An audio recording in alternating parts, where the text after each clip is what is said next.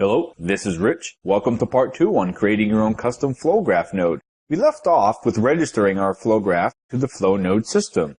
Now, at this point in time, you could spawn this flow node into the flow graph editor, but it wouldn't really do much. So the next step, you got to think about how do we get this node to be notified of a mine being spawned.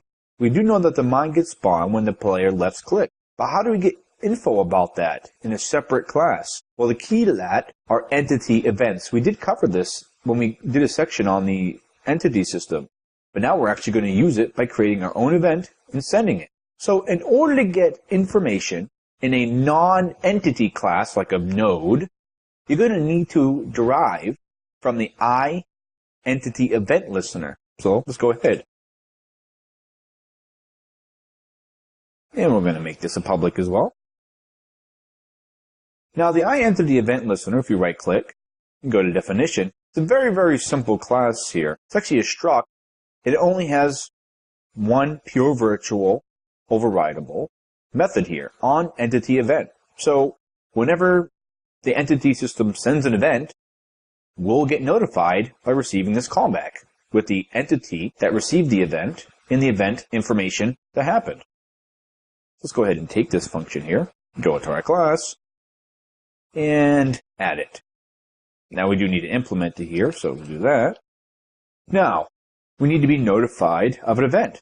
But first, let's run a switch statement here. So we want the event, so entity event, enum, event, equals the parameter event dot entity event. Beautiful. Now let's run a switch.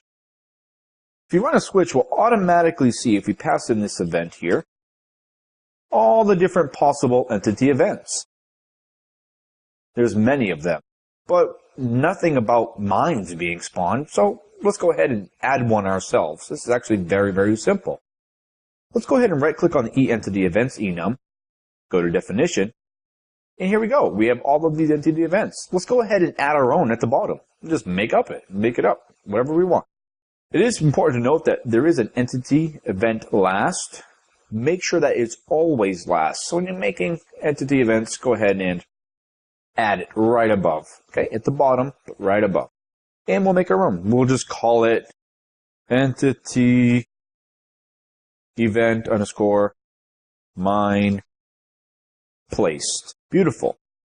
When we did a brief introduction of entity events in the entity system tutorial, we talked about that events also have parameters like nparam0, nparam1, nparam2. Well, it's good to always note when you make new events what you're going to be sending with the event. That way you always know what parameters are in what slot. And we'll give it a short description here. Called when a mine is placed. And for the nparam0, 0 slot here, we're going to give it the mine that was spawned. So is the entity ID of the mine that was placed. Beautiful. Now that we've done that, we can simply add a switch statement here, a case here at the bottom. Case entity event underscore mine place. And add a break. Wonderful. We now have a way of catching this event, but we still haven't found a way to send the event.